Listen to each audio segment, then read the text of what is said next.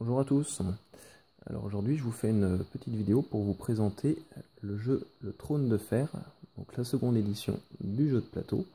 C'est un jeu pour 3 à 6 joueurs à partir de 14 ans et pour des parties d'environ 5 heures. Alors, donc nous sommes sur un jeu d'affrontement, de programmation et de diplomatie. Nous nous trouvons au début du roman du même nom. Le roi Robert Baratheon est mort, et les 6 grandes familles que sont les Stark, les Greyjoy, les Lannister, les Tyrell, les Martell et les Baratheon contestent le trône et vont rentrer en conflit pour déterminer qui pourra s'asseoir sur le trône de fer. Alors, la victoire reviendra au joueur qui sera le premier à posséder 7 châteaux et ou forteresses. Dès que cette condition est remplie, le jeu prend fin immédiatement et ce joueur est déclaré roi de Westeros et gagne la partie. Alors, j'ai fait l'installation pour une partie à 6 joueurs. Je ne vais pas dans cette vidéo détailler la mise en place, elle est très bien expliquée au début du livret de règles et assez facile à faire. Alors on va commencer par une présentation du matériel et ensuite je vais vous expliquer un tour de jeu et les règles en détail. Alors, au niveau matériel, nous avons le plateau central où est représenté Westeros. Donc, ici. Il est séparé en plusieurs zones, terrestres et maritimes. Chaque zone a son petit encart avec le nom de celle-ci. Alors, je vais zoomer pour que vous voyez un peu plus clairement les zones terrestres. Alors, donc, chaque zone a un petit encart avec le nom. Nous retrouvons ici des châteaux et les forteresses, donc qui vont nous servir à recruter des unités militaires et qui servent pour la condition de victoire. Nous avons des tonneaux qui vont servir pour le ravitaillement. Nous avons des couronnes qui vont servir pour le pouvoir. Nous avons aussi ici donc, une rivière. La rivière est infranchissable pour les unités militaires. Nous y retrouvons donc aussi des ponts qui vont servir à traverser ces rivières. Nous avons aussi, alors, sur la carte, des ports qui font la jonction entre les territoires terrestres et les territoires maritimes. Comme je vous disais, donc, chaque région est séparées par un petit liseré blanc. Nous avons aussi les régions maritimes qui, elles, du coup, sont séparées par des liserés rouges. Chaque zone maritime a aussi, du coup, son petit nom dans un encart. Par contre, toute région maritime est vierge d'icônes. Alors, nous avons sur les bords du plateau différentes petites zones.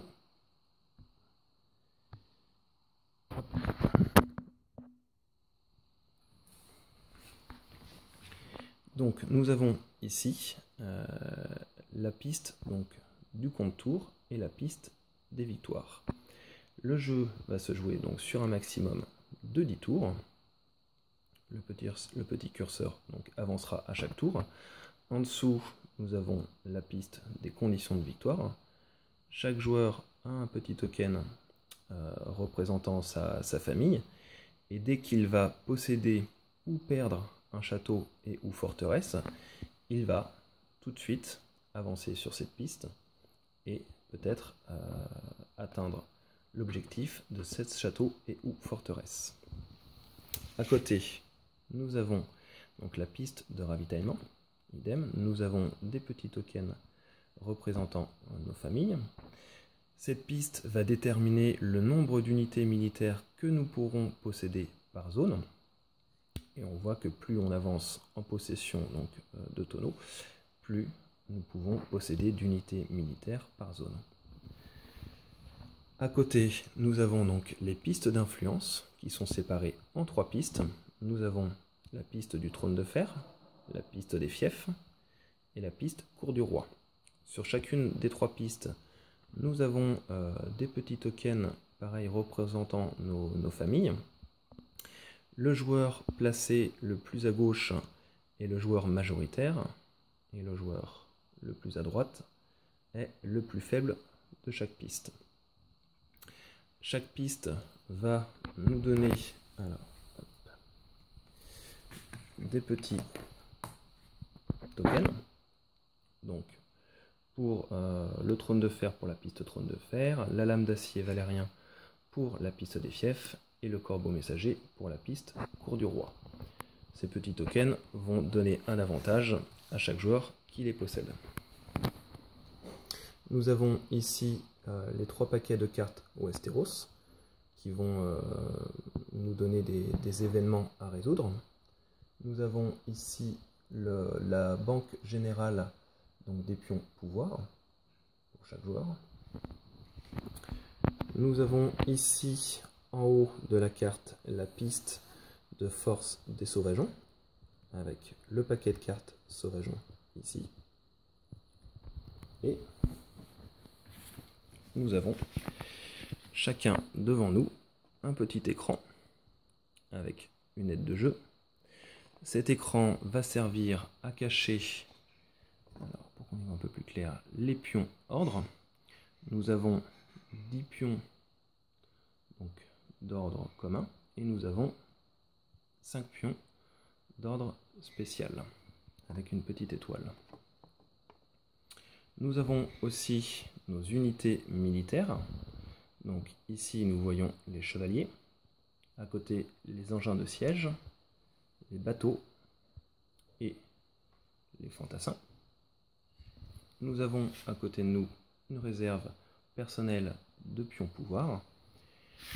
Et chaque joueur commence la partie avec 7 cartes en main qui représentent différents personnages du jeu.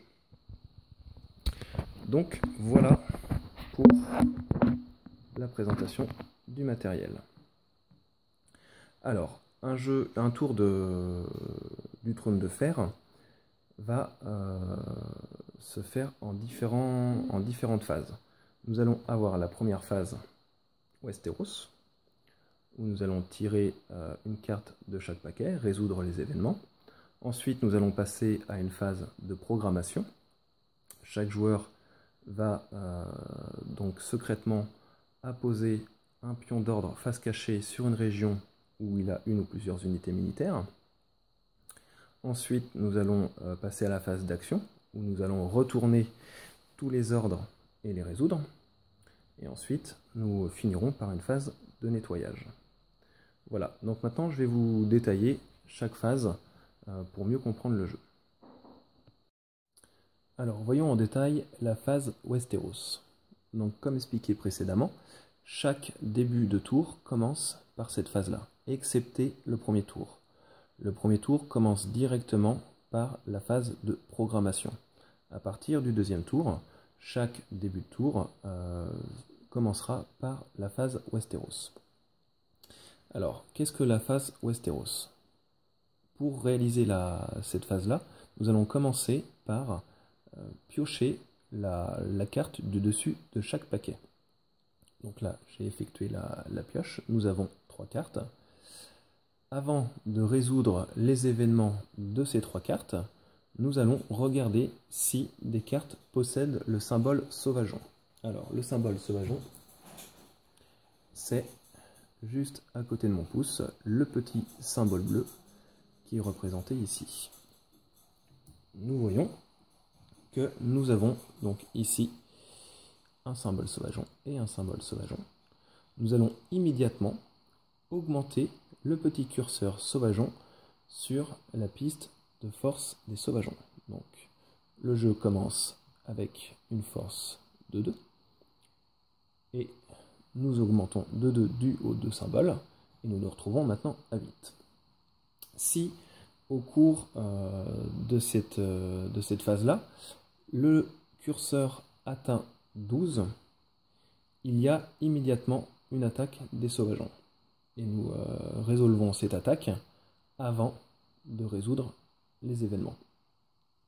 Nous reviendrons un peu plus tard sur comment résoudre une attaque des sauvageons.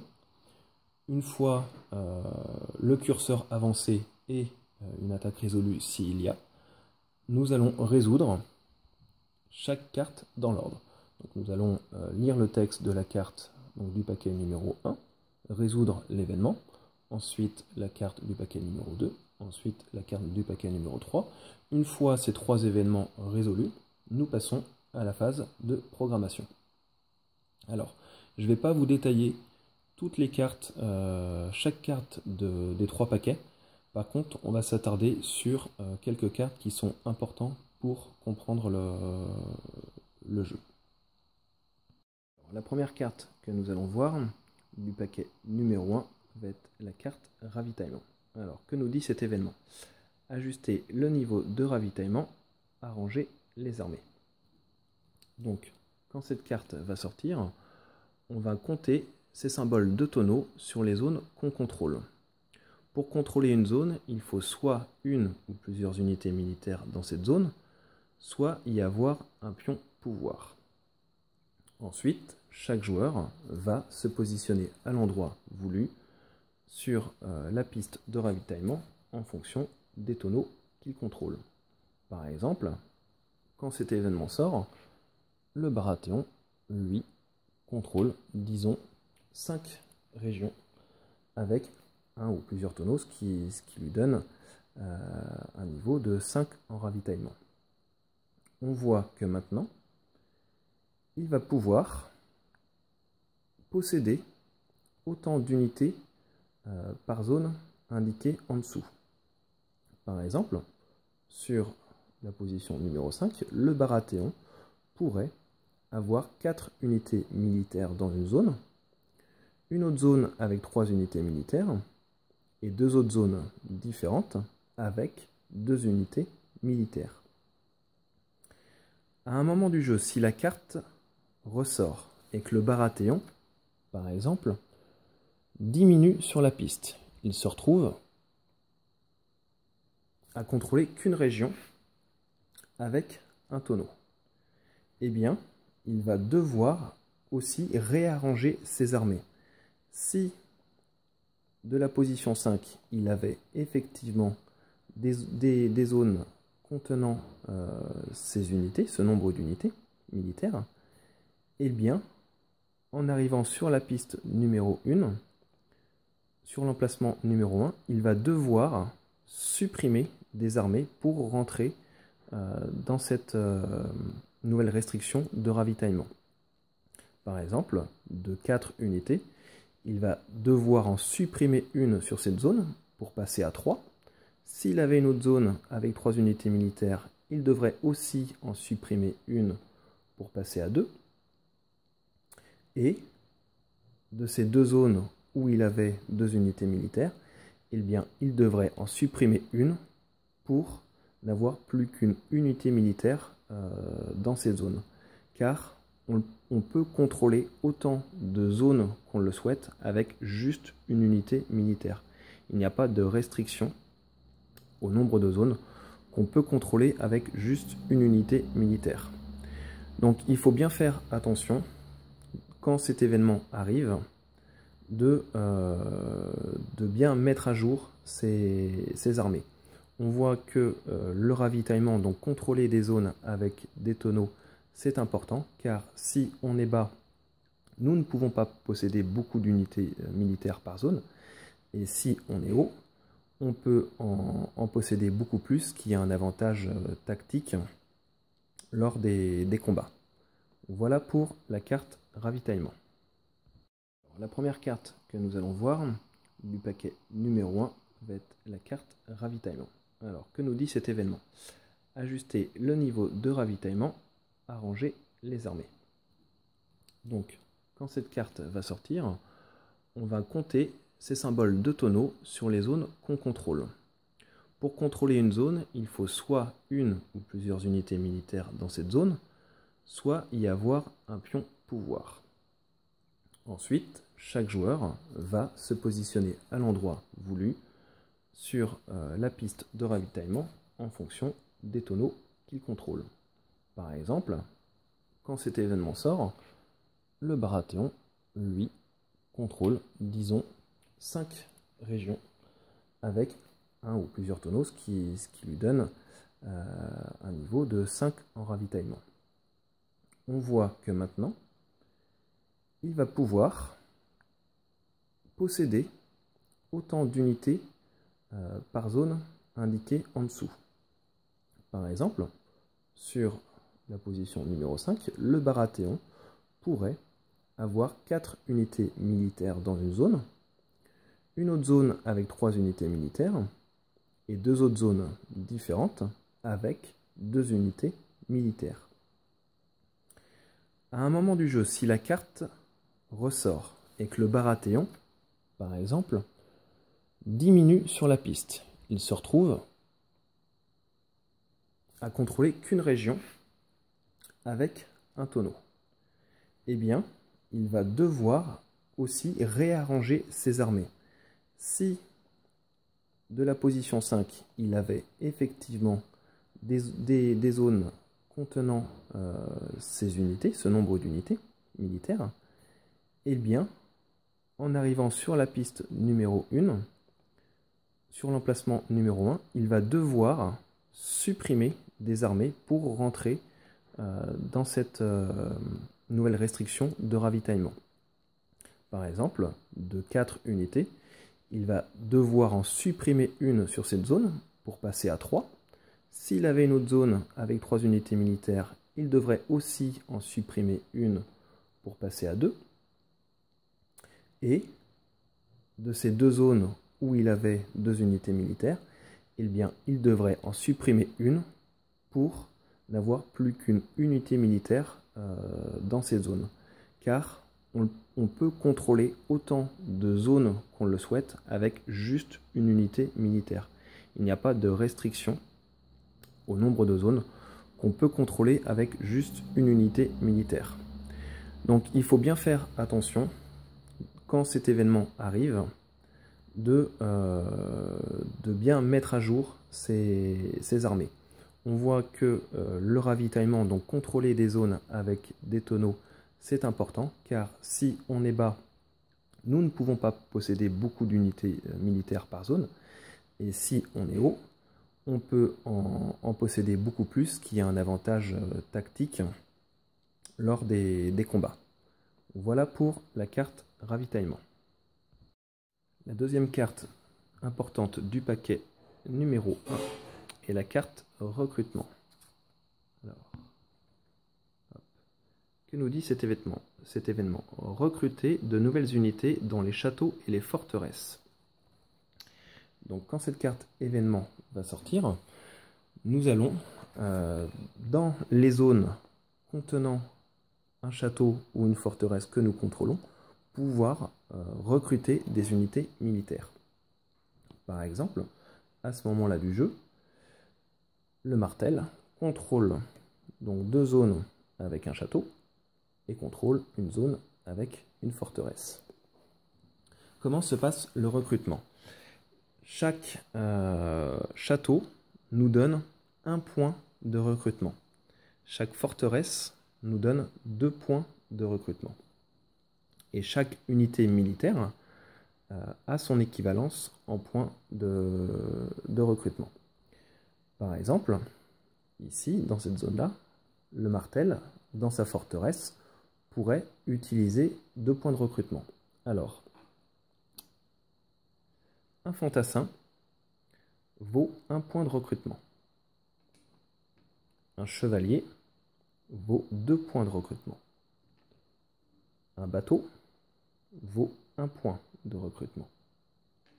Et un engin de siège vaut 2 points de recrutement. Le chevalier et l'engin de siège peuvent passer à 1 point de recrutement si ils améliorent un fantassin. Je vais vous expliquer. Alors, par exemple, dans cette forteresse, le Martel décide d'utiliser ces 2 points de recrutement en faisant venir 2 fantassins. Donc, chaque fantassin vaut 1 point de recrutement. Il a utilisé les 2 points de recrutement dans cette forteresse. Ici, dans ce château, il va utiliser différemment son point de recrutement. Il va le faire évoluer son fantassin en engin de siège, ce qui va lui faire utiliser qu'un point de recrutement. Dans cette zone-là, eh bien, il va décider de recruter, mais un bateau cette fois. Et il va le placer dans la mer adjacente à la zone contenant, à la zone où il y a un château, ce château. On peut aussi recruter dans les mers ou les ports adjacents à un château ou une forteresse. Par exemple, ici, le martel, au lieu de recruter 2 fantassins, aurait très bien pu recruter un bateau dans son port et un bateau dans cette mer qui est adjacent, donc toute cette zone est adjacente à la zone contenant cette forteresse. Donc voilà, il y a plusieurs façons de recruter des unités. Il aurait très bien pu mettre ces 2 unités dans le port. Attention pour le port, quelle que soit votre limite de ravitaillement, vous ne pourrez pas posséder plus de 3 bateaux dans un port. Attention aussi quand vous recrutez, car vous ne pouvez pas dépasser votre limite de ravitaillement lors d'un recrutement. Par exemple, si le martel n'avait pas accès à une zone pouvant contenir 3 armées, eh bien, il n'aurait pas pu recruter 2 fantassins dans cette zone parce que il dépasse sa limite de ravitaillement. Il n'a pas le droit d'avoir une zone contenant 3 armées. Donc, il aurait dû jouer son recrutement différemment, par exemple, en utilisant les 2 points de la forteresse, en recrutant juste un chevalier. Ce qui lui ferait rester dans sa limite de ravitaillement, qui est, admettons, à cet instant-là, juste 2 unités militaires dans 2 zones différentes. Donc voilà pour le ravitaillement. Bien faire attention au point de ravitaillement et à la... Alors nous allons maintenant voir la première carte du paquet numéro 2, qui est Jeu des trônes. Donc chaque joueur collecte un pion pouvoir pour chaque symbole de pouvoir imprimé sur les zones qu'il contrôle. Donc quand cette carte va sortir, nous allons regarder les zones que nous contrôlons où il y a un symbole couronne. Par exemple, à ce moment-là du jeu, le Tyrell contrôle 3 zones où il y a une couronne. Il va donc aller chercher dans la réserve générale 3 pions pouvoir qu'il va placer à côté de lui, face visible. Cette carte permet, cet événement permet de récupérer des pions pouvoir pour les utiliser par la suite. Alors, la 4e carte importante et du paquet numéro 2 va être la carte Bataille des Rois, misée pour les 3 pistes d'influence. Donc, quand cette carte-là va sortir, cela va nous permettre de miser secrètement des jetons pouvoir disponibles dans notre réserve personnelle pour chacune des 3 pistes. Alors, avant de miser, il est de bon ton que chaque joueur annonce le nombre de jetons pouvoir qu'ils ont de disponibles dans leur réserve personnelle. Cela va nous éclairer, en tout cas va éclairer chaque joueur pour déterminer une tactique au niveau des mises. Alors, comment ça se passe? Nous allons d'abord commencer par la piste trône de fer, qui est celle-ci. Nous allons enlever l'ensemble des jetons présents sur cette piste, et nous allons les mettre sur le côté droit. Ensuite, chaque joueur, secrètement, va prendre le nombre qu'il souhaite de jetons pouvoir dans sa réserve personnelle, les mettre par exemple dans sa main, et une fois que tous les joueurs ont déterminé le nombre de jetons qu'ils voulaient miser, on révèle les mises. Le joueur qui a misé le plus de jetons pouvoir se retrouve donc placé au plus haut sur la piste, à gauche, et ainsi de suite, jusqu'à temps que le joueur qui est placé le moins de jetons pouvoir se retrouve à la dernière place. Pour les égalités, je vais y revenir après. Une fois que nous avons déterminé, redéterminé les emplacements pour la piste du trône de fer, le joueur qui était l'ancien titulaire de cette piste donne le jeton trône de fer au nouveau joueur titulaire. Par exemple, le Baratheon était l'ancien titulaire du trône de fer, il donne maintenant son jeton au Greyjoy. Nous allons passer ensuite à la piste des fiefs, où nous allons procéder exactement de la même manière. Nous mettons tous les jetons à droite, nous misons, nous replaçons les jetons dans l'ordre des mises, et nous passons à la piste cour du roi. Alors, quels sont les avantages de chaque piste? La piste trône de fer correspond à l'ordre du tour.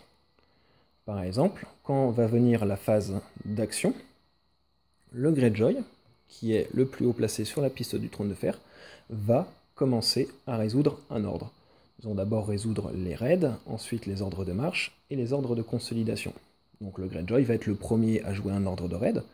Une fois que dans l'ordre du tour, tous les joueurs ont joué un ordre de raid, on recommence un deuxième tour s'il reste encore des ordres de raid à jouer.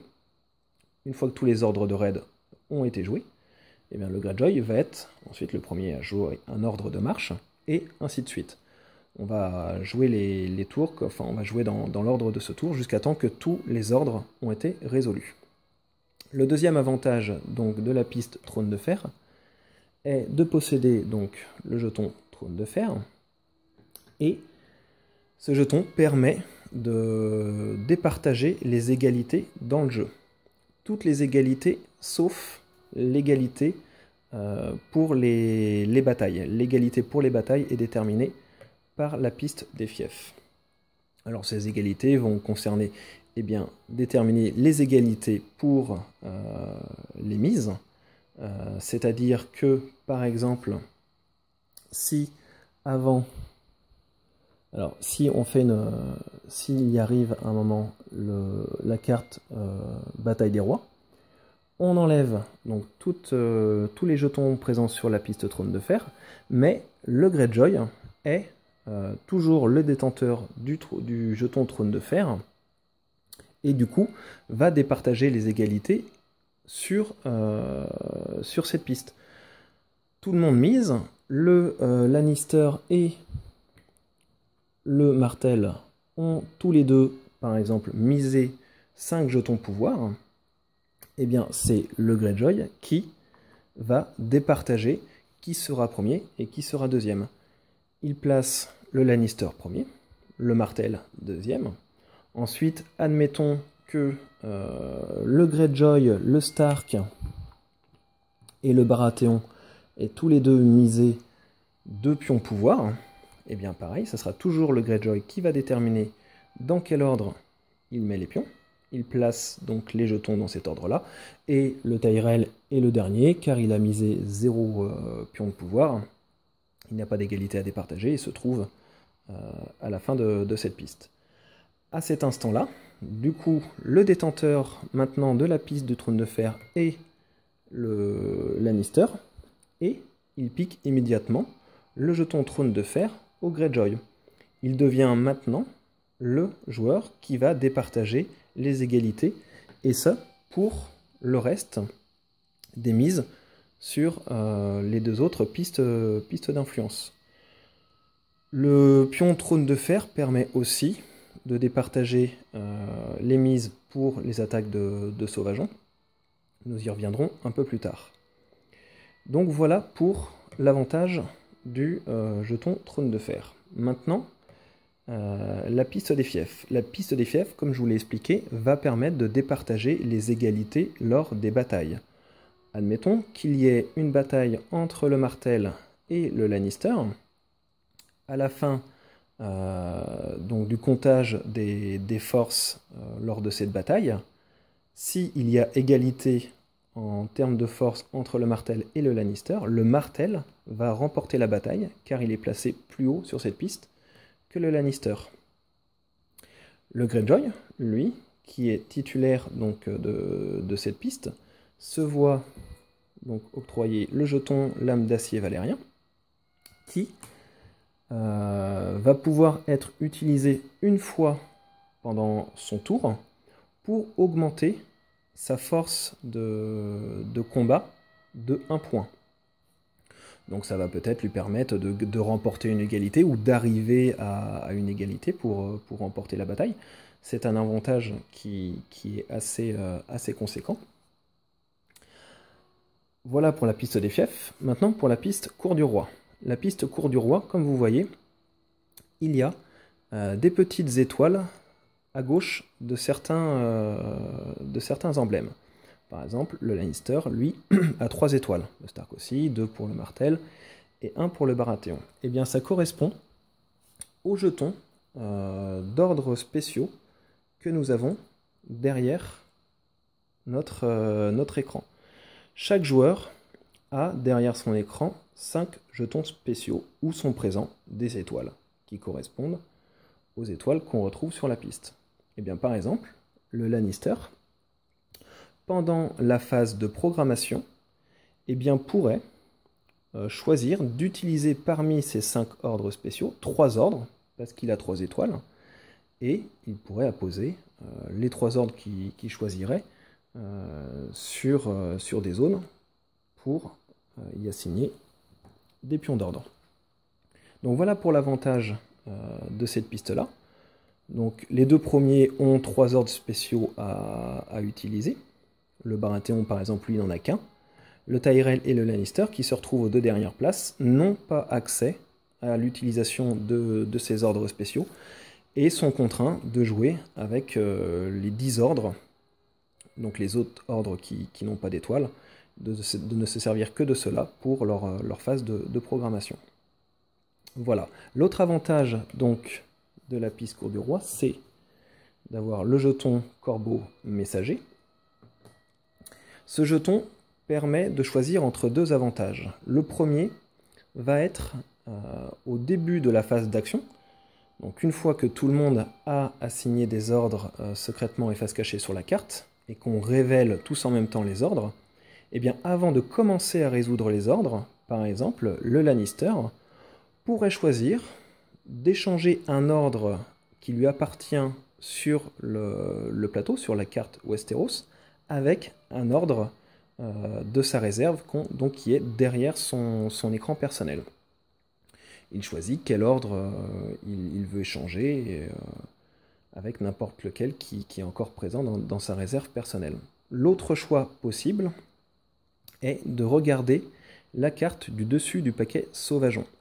Donc nous allons voir après une attaque de Sauvageon, mais par exemple le Lannister, s'il décidait de ne pas se servir du bonus précédent qui est d'échanger un ordre, il pourrait très bien regarder la carte du dessus du paquet, la lire pour lui, et ensuite soit de la laisser sur le paquet, parce qu'il juge qu'elle est intéressante, ou de la remettre sous le paquet, parce que cette carte ne l'intéresse pas et qu'il souhaite avoir une autre carte lors d'une attaque. Donc voilà pour les 2 avantages de la piste Cour du Roi. Lors des mises, il est tout à fait possible de miser 0 pion pouvoir pour l'ensemble des 3 pistes et garder ces pions pouvoir pour autre chose. Il y a d'autres façons d'utiliser les pions pouvoir en les laissant sur la carte ou pour l'attaque des Sauvageons que nous allons voir juste après. Mais gardez à l'esprit que ces pistes octroient quand même des bonus intéressants et qu'être mal placé sur ces 3 pistes donne un avantage tactique énorme à vos adversaires. Voilà pour la piste, pour la carte Bataille des Rois et les pistes d'influence. Alors la dernière carte que nous allons voir est la carte Attaque des Sauvageons. Alors, les Sauvageons attaquent Westeros. Alors, quand cette carte sort, nous allons résoudre une attaque des Sauvageons. avant de résoudre une attaque, donc nous allons regarder sur quel numéro est le jeton sauvageon. Admettons que lors de cette attaque, il est sur le 6. Pour commencer, nous révélons la carte du dessus du paquet, donc sauvageon, pour déterminer quelle va être la nature de l'attaque. Alors, par exemple, pour cette carte-là, nous voyons qu'il y a dans un petit encart ici le nom d'attaque, chevaucheur de mammouth. Tout en haut est marqué victoire des sauvageons. Donc, plus faible enchérisseur, détruit 3 de ses unités n'importe où. Les autres joueurs détruisent 2 de leurs unités n'importe où. C'est une condition de défaite. Les sauvageons auront remporté la bataille, et donc du coup, il y aura des malus. En bas donc, de la carte, il y a victoire de la garde de nuit. Plus fort enchérisseur peut récupérer une carte maison de son choix de sa pile de défausse de cartes maison. Donc là, c'est une victoire. La garde de nuit a battu les sauvageons et il va y avoir un bonus. Alors, comment se déroule et comment se résout une attaque? Eh bien, une fois que cette carte est lue, que les joueurs connaissent donc les aboutissants en termes de défaite ou de victoire, chaque joueur va pouvoir miser secrètement des jetons pouvoir, exactement comme les pistes d'influence. Chaque joueur annonce aussi le nombre de jetons pouvoir qu'il a disponible dans sa réserve personnelle. Ensuite, secrètement, il en met un nombre voulu dans sa main, qui peut aussi très bien être 0.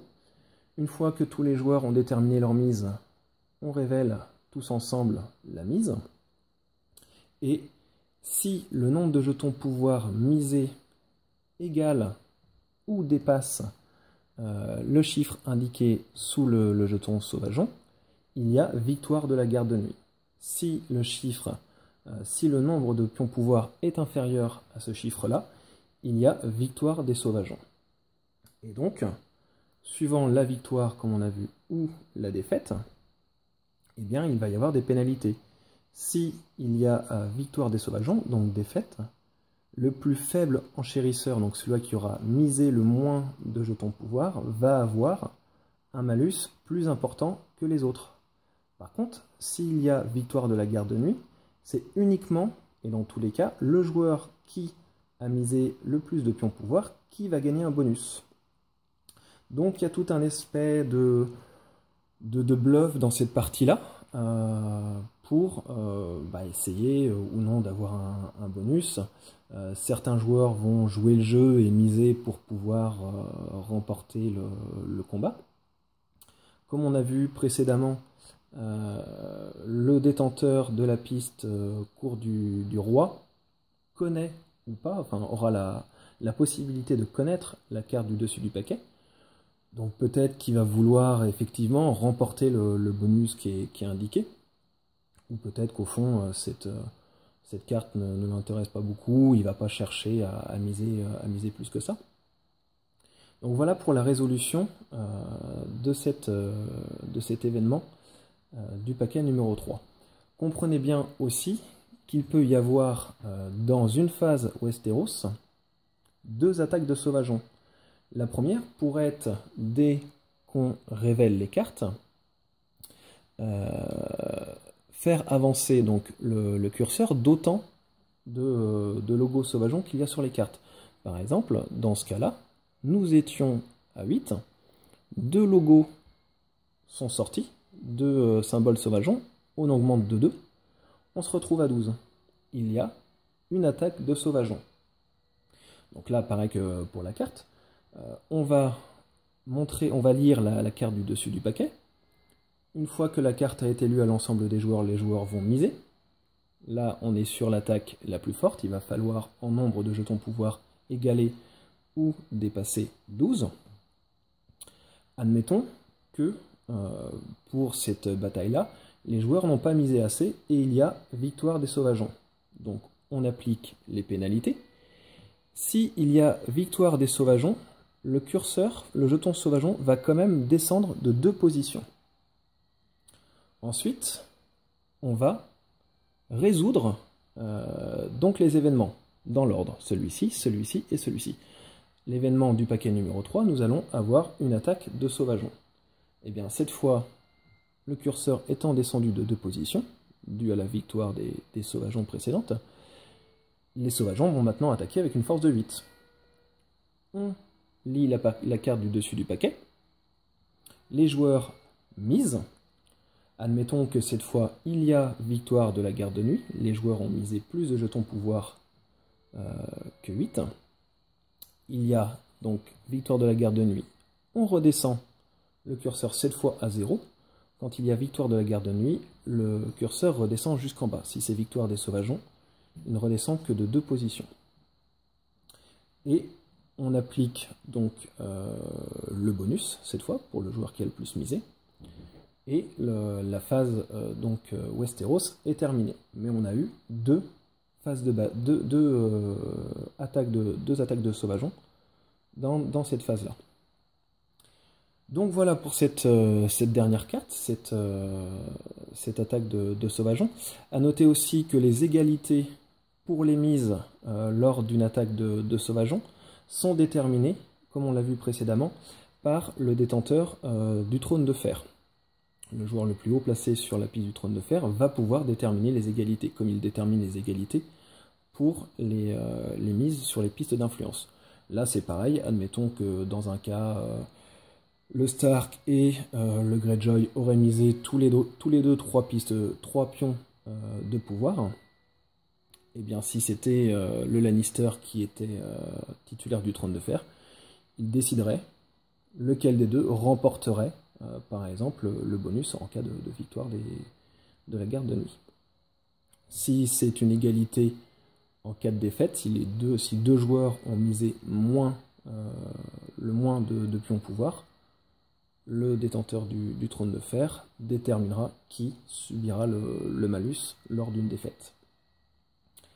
Donc voilà pour la phase Westeros. Alors, donc dans chaque paquet, je vous ai montré donc, des cartes du paquet numéro 1, du paquet numéro 2, du paquet numéro 3. Par exemple, la carte ravitaillement et recrutement sont présentes en double exemplaire dans le paquet numéro 1. Dans le paquet numéro 2, donc Bataille des Rois et Jeu des Trônes sont tous les deux présents en 3 exemplaires dans le paquet numéro 2.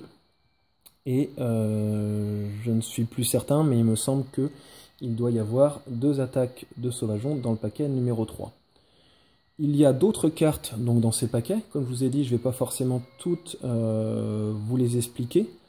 Un nombre de cartes, par exemple, permettent, comme celui-ci, le trône des lames, permettent du coup à un des détenteurs donc des 3 pistes d'influence de faire des choix parmi mettre à jour la piste de ravitaillement, faire des recrutements.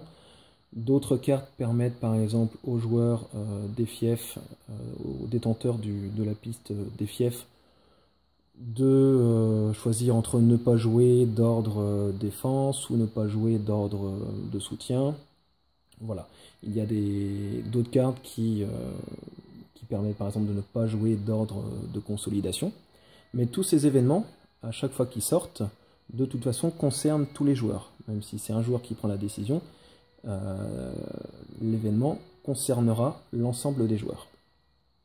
Donc voilà pour la phase Westeros. Une fois que tous ces événements et les attaques de sauvageons ont été résolus, nous passons à la phase de programmation. Donc ensuite, après la phase Westeros, va venir la phase de programmation. Alors, avant de vous expliquer la phase de programmation, je reviens sur 2 détails de la phase Westeros que j'ai omis de vous expliquer. Le premier vient des pions pouvoirs. Tous les pions pouvoirs, qu'ils soient misés pour les pistes d'influence ou pour les attaques de sauvageons, sont défaussés. Qu'on soit le plus faible, le plus fort enchérisseur ou le plus faible, personne ne garde ces pions pouvoirs. Et ils vont dans la réserve, ils retournent dans la réserve générale. Le deuxième détail vient des cartes sauvageons, donc quand il y a une attaque de sauvageons, qu'il y ait victoire ou non de la garde de nuit, la carte est de toute façon remise sous le paquet.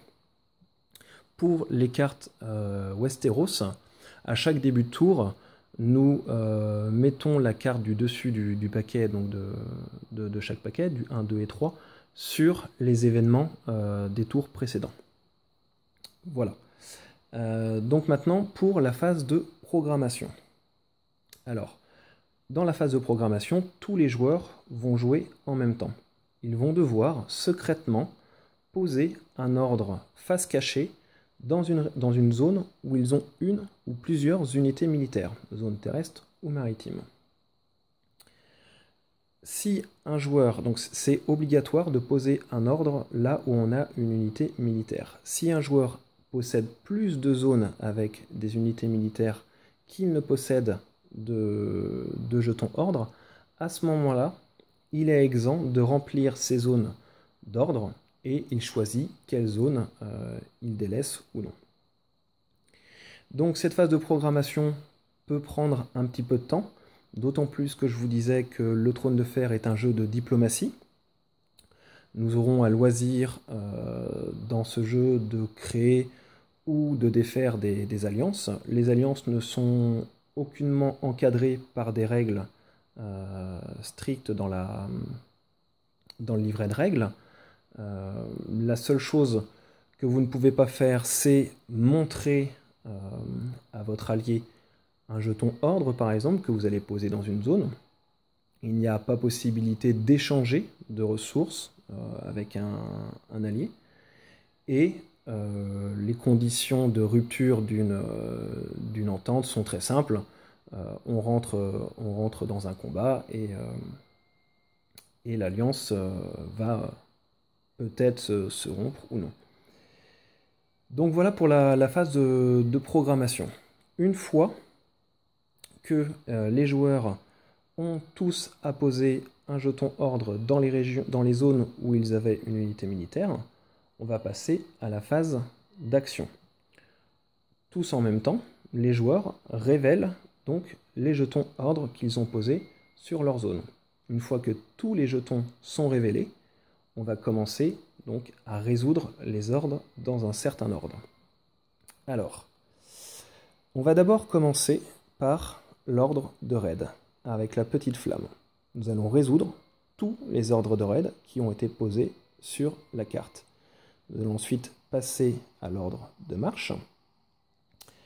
Nous allons résoudre tous les ordres de marche. L'ordre de défense et l'ordre de soutien sont plus ou moins liés donc à l'ordre de marche et seront plus ou moins tous les trois résolus en même temps. Et nous allons avoir pour terminer l'ordre de consolidation avec la couronne.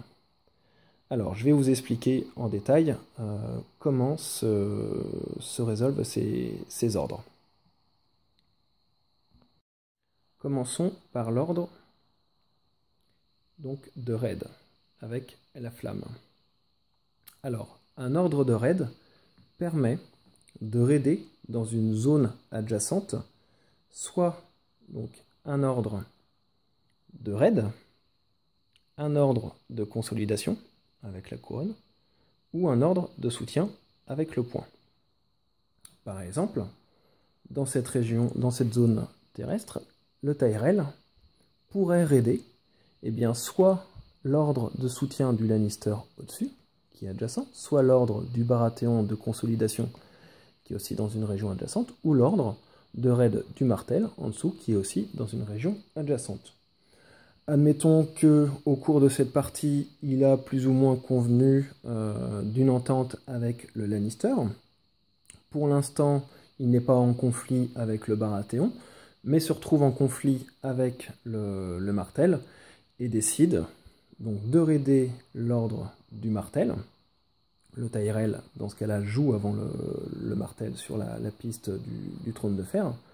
Il se dit qu'il serait judicieux de raider l'ordre du Martel pour que le Martel, derrière, ne puisse pas se servir de cet ordre de raid pour raider peut-être autre chose qui pourrait embêter le Tyrell. Un ordre de raid ne peut raider qu'un autre ordre. Le Tyrell n'aurait pas pu, en enlevant l'ordre du Martel, enlever aussi un autre ordre. Un ordre de raid n'annule qu'un autre jeton ordre. L'ordre de raid peut aussi donc se poser dans des territoires maritimes, ici comme le Baratheon l'a mis sur sa mer. Il peut raider, du coup, lui aussi, un ordre de raid, de consolidation ou de soutien dans une région maritime adjacente. Par exemple, ici, il pourrait raider l'ordre de consolidation du Tyrell, qui est dans une mer adjacente. Il pourrait aussi raider l'ordre de consolidation du Martell dans cette zone terrestre, car l'ordre de raid posé dans une zone maritime peut raider vers une zone terrestre adjacente. Ce n'est pas le cas pour une zone terrestre. Ici, si le Martell avait apposé un ordre de raid, il n'aurait pas pu raider vers la région maritime. Donc le Baratheon a le choix, soit il raid l'ordre du Tyrell, soit il raid l'ordre du Martell. Il choisit d'annuler l'ordre, donc de raider l'ordre du Martell, qui est donc dans une région adjacente à sa mer. Et du coup, il enlève les deux jetons, les rangs, chacun récupère son jeton, et c'est résolu pour l'ordre du jeton raid du Baratheon. Un jeton raid peut aussi se poser dans un port. Par contre, dans un port, le raid va toujours s'effectuer vers la région maritime adjacente et non vers la région terrestre adjacente. En l'occurrence, là, le Martell pourrait raider l'ordre de soutien du Tyrell dans la mer adjacente à ce port. Il enlève les deux jetons et l'ordre est résolu. Voilà pour l'ordre de la résolution de l'ordre de raid. Voyons maintenant l'ordre de marche, donc les ordres avec la hache. L'ordre de marche peut aussi bien être placé dans une région terrestre que maritime. Dans cet exemple-là, le Tyrell pose un ordre de marche dans cette zone. Il peut déplacer une ou plusieurs unités, de 0 à plusieurs unités, vers des zones adjacentes. Par exemple, il décide de déplacer son chevalier dans cette zone-là, de déplacer son fantassin dans cette zone-là, et de laisser son fantassin restant dans cette zone. Il convient que son ordre est résolu, et il enlève l'ordre de marche. Nous allons passer ensuite au futur joueur sur la piste du trône de fer, et ce joueur va résoudre un ordre de marche, et ainsi de suite. Il aurait aussi très bien plu déplacer un fantassin donc, dans la zone où il y avait le Baratheon, ce qui va générer un combat, et déplacer, par exemple, son chevalier et son fantassin dans la zone adjacente au-dessus. À ce moment-là, il vide la zone, c'est-à-dire qu'il n'a plus de jetons militaires, d'unités militaires dans cette zone-là. Il a deux choix. Soit il décide d'apposer un jeton pouvoir dans cette zone, donc un jeton qu'il a en réserve, dans sa réserve personnelle. Par exemple, le Tyrell en a un. Il décide de poser un jeton pouvoir pour montrer que cette zone lui appartient toujours.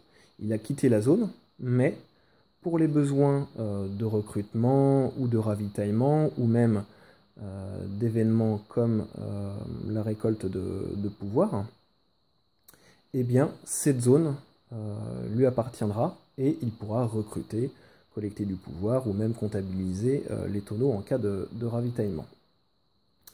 Il doit choisir s'il laisse un pion pouvoir ou non avant de résoudre le combat. Là, le déplacement a généré un combat avec le Baratheon. Donc, on va ensuite résoudre ce combat. Un déplacement ne peut pas générer plus d'un combat.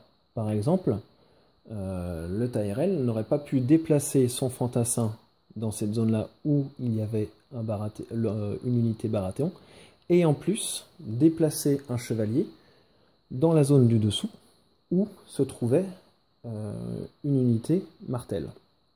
Ça générerait 2 combats et c'est interdit par les règles du déplacement.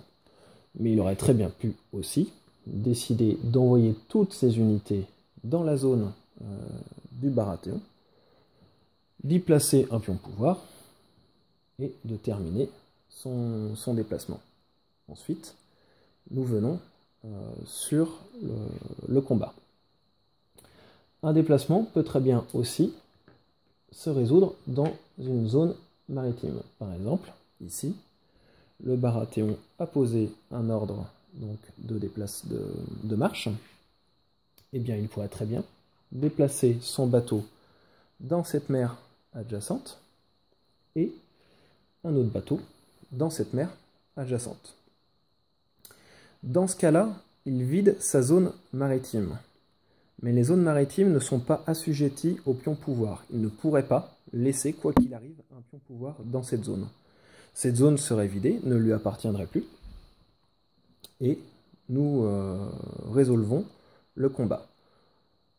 Pareil pour les zones maritimes, un déplacement ne peut pas générer plus d'un combat. Le Baratheon ne pourrait pas, par exemple, s'être déplacé un peu plus au nord où il y avait un bateau Stark et générer 2 combats. Il aurait très bien pu aussi, avec ce déplacement, déplacer ces 2 bateaux, par exemple, dans le port. D'une zone maritime, nous pouvons nous déplacer vers un port adjacent. De même, pour un port, ici, l'ordre de marche du Martel aurait pu être résolu en envoyant son bateau dans la zone maritime donc adjacente et générer un combat avec le Tyrell. Il n'est pas possible non plus, quand on vide un port, d'y laisser un jeton pouvoir. Comme les zones maritimes, on ne peut pas mettre de pion pouvoir dans un port en vidant cette zone. Voilà pour les ordres de marche. Petite particularité pour les déplacements avec des bateaux. Alors, je vais tourner un peu la caméra et nous allons voir un ordre de marche, par exemple, du Tyrell qui aurait été posé dans cette zone-là. Le Tyrell aurait la possibilité donc d'envoyer par exemple un jeton voilà, à côté, dans la zone qui contenait déjà des unités, et de déplacer son fantassin à l'aide de son bateau. Dans la mer, la mer adjacente à cette zone-là, il a un bateau. Donc il contrôle cette mer, et il pourrait se servir du bateau pour faire une liaison vers une autre zone adjacente à cette même mer. Du coup, ce déplacement sur la Terre n'aurait pas été autorisé parce qu'il ne se déplace pas dans une zone adjacente à sa zone de départ, mais à l'aide de son bateau qui est dans cette mer, il peut faire la liaison entre cette zone et cette zone, excusez-moi. Donc ce déplacement est autorisé. Par contre, attention, il est parti de cette zone-là vers cette zone-là avec son chevalier. Et du coup, il se retrouve à 4 unités dans cette zone-là. Bien faire attention à sa limite de ravitaillement. Un déplacement ne peut pas non plus faire dépasser sa limite de ravitaillement. Si le Tyrell était limité à une zone avec 3 unités et 2 autres zones différentes avec 2 unités, il n'aurait pas pu réaliser ce déplacement et aurait dû effectuer son déplacement dans une autre zone. Il aurait très bien pu aussi se servir du bateau pour déplacer son chevalier ici. Bien faire attention aux limites de ravitaillement quand on déplace ces unités. Il est aussi tout à fait possible de générer donc plus ou moins d'échaînage avec le déplacement. Par exemple, le Tyrell pourrait très bien déplacer un chevalier ici, un fantassin ici et un fantassin ici. Il vide une zone, mais il n'a pas de jetons pouvoir en stock dans sa réserve personnelle. Il ne peut pas en placer sur cette zone-là, pour mentionner qu'elle lui appartient toujours. Il décide quand même de faire ce déplacement. Les autres joueurs vont à leur tour résoudre un ordre de marche. Et quand va revenir le tour du Tyrell, et bien maintenant dans cette zone où au commencement il n'avait qu'un chevalier, maintenant il peut déplacer ces deux chevaliers et puis par exemple aller générer un combat avec le martel. Cet ordre de marche est résolu. Les ordres de marche possèdent donc des numéros à côté des haches. Ce sont des modificateurs de force pour le combat. Par exemple, on va revenir après sur la résolution d'un combat, mais si... on va utiliser le -1. Mais si les deux chevaliers, donc Tyrell, se déplaçaient dans la zone où se trouve une unité militaire martel, il va y avoir un combat. Nous allons compter les forces de combat, mais le Tyrell, se déplaçant avec l'ordre de marche -1, va avoir un malus de -1 sur sa force de combat. Si il utilisait l'ordre avec le 0, il n'y aurait pas de malus ni de bonus pour cet ordre-là. Voilà pour l'ordre de marche. Passons maintenant à l'ordre de défense et de soutien.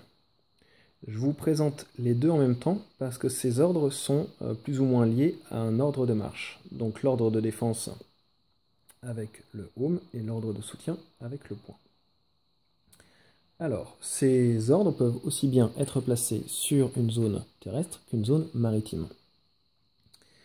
Prenons un cas concret où le Tyrell, ici, avec son ordre de marche, déciderait d'envoyer ces deux chevaliers dans le territoire du martel. Cela va générer un combat. Et lors d'un combat, on va compter les forces en présence. Un jeton de défense permet d'ajouter 1 en défense sur la zone de la bataille.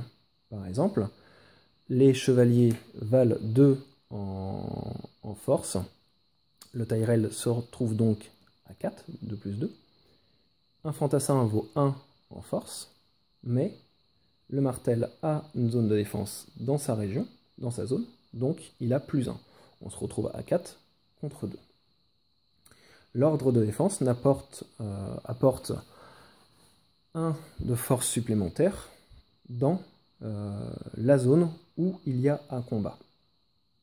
Pareil, si le Baratheon venait avec ses bateaux ici, on compterait les forces en présence. Un bateau vaut 1 en force.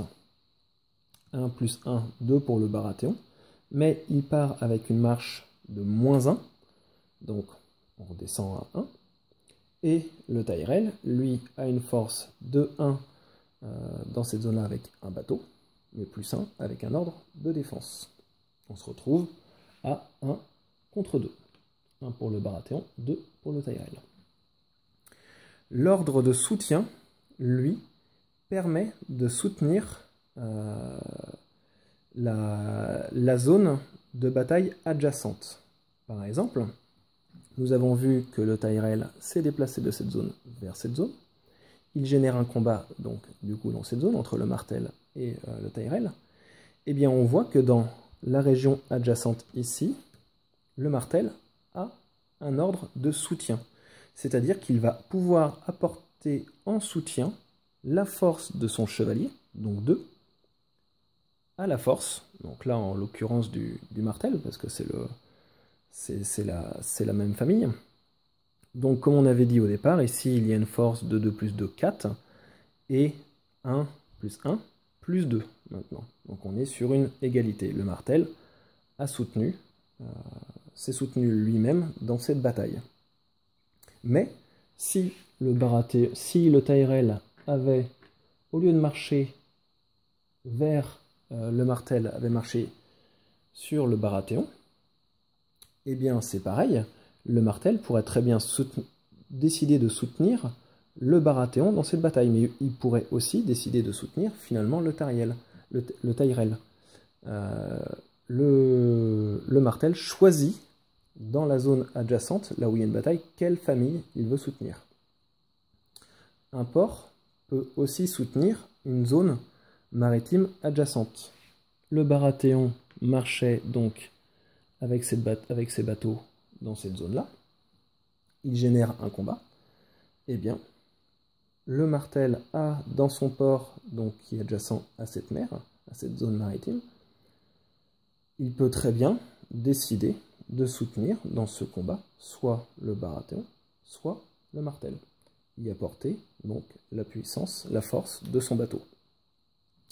Une zone maritime pourrait aussi soutenir une zone terrestre adjacente.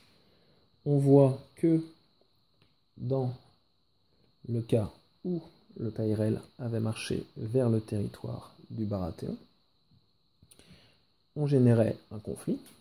Eh bien, par exemple, on a vu ici que dans la zone adjacente au conflit, il y a un ordre de soutien. Eh bien, le martel décide, lui, de soutenir finalement le Baratheon. Et le Baratheon avait donc ses bateaux avec un ordre de soutien dans une zone maritime qui était adjacente à la zone terrestre où il y avait un conflit. Donc il pourrait aussi y apporter le soutien de ses bateaux. En force en présence, par exemple ici, avec la marche donc plus 0, 2 plus 2, 4 pour le Tyrell, et pour le Baratheon, on se retrouve à 1. Il n'y a pas d'ordre défense, il y a un ordre consolidation, ça n'apporte rien dans la bataille donc, sur cette zone. Il se retrouve à 1, plus 2 parce que le martel apporte son soutien au Baratheon, et encore plus 2 parce que le Baratheon se soutient lui-même avec ses deux bateaux, donc 1 plus 1. Il se retrouve donc à une puissance, à une force de 5 contre 4 pour le Tyrell. Un ordre de soutien mis dans un port peut soutenir la zone maritime adjacente, mais pas la zone terrestre adjacente. Et une zone terrestre qui se voit octroyer un ordre de soutien ne pourrait pas soutenir une zone maritime adjacente où il y a un conflit. Voilà pour les ordres de soutien et les ordres de défense. Terminons par l'ordre de consolidation avec la couronne. Cet ordre peut très bien être aussi posé sur une zone terrestre qu'une zone maritime. Concrètement, comment se résout cet ordre? Par exemple, le martel a posé donc dans cette zone-là un ordre de consolidation et aussi dans cette zone-là. L'ordre de consolidation permet de récupérer un jeton pouvoir. Si l'ordre est placé sur une région où il n'y a pas de couronne, il est résolu et le martel, dans ce cas-là, prend un jeton pouvoir dans la réserve générale et le met dans sa réserve personnelle. Par contre, si l'ordre de consolidation a été posé sur un territoire qui a une couronne, et bien dans ce cas-là, par exemple, le martel prend un jeton pouvoir supplémentaire. Il résout cet ordre-là donc en prenant un jeton pouvoir, et comme il y a une couronne, il prend un deuxième jeton pouvoir. Si le Baratheon avait posé, par exemple, à Port-Royal, un ordre de consolidation, eh bien, on voit qu'à Port-Royal, il y a 2 couronnes. Quand il résout cet ordre, il gagnerait 3 jetons pouvoir. Petite particularité, si l'ordre de consolidation est raidé par un ordre de raid, on a vu au départ du jeu que un raid pouvait annuler un ordre de consolidation? Eh bien, admettons que le Lannister, au début du tour, raide l'ordre de consolidation. Non seulement le Martel ne pourrait pas, donc, en fin de phase d'action, utiliser son ordre de consolidation, mais en plus, il va perdre un jeton pouvoir, et le Lannister va gagner un jeton pouvoir. Alors, le Martel prend un de ses jetons pouvoir dans sa réserve personnelle, et le remet dans la réserve générale.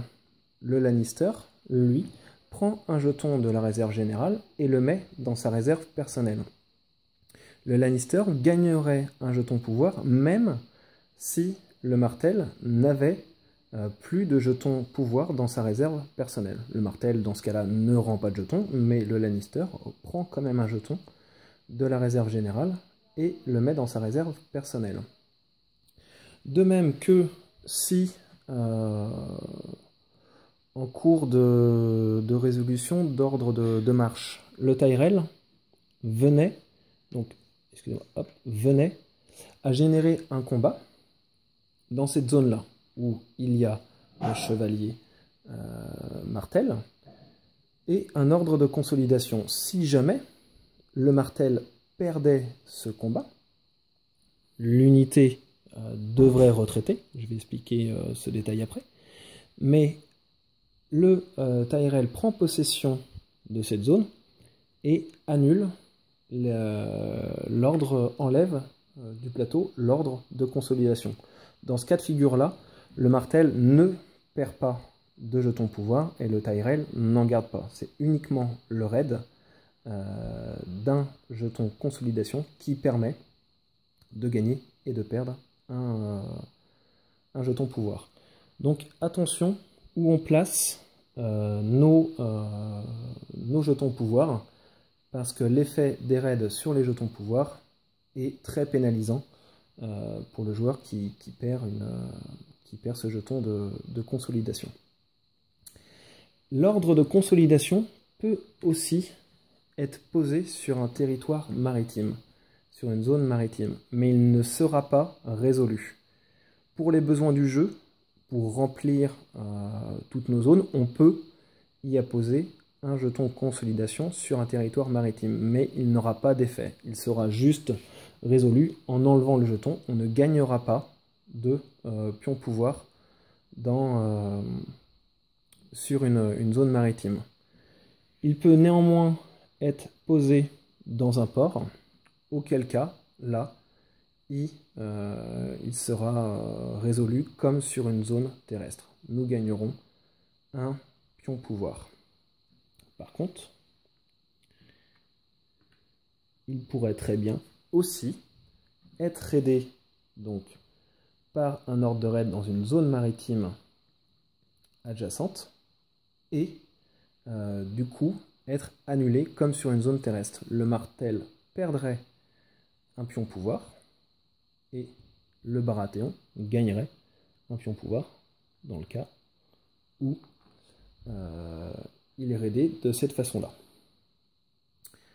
Voilà pour l'ordre de consolidation.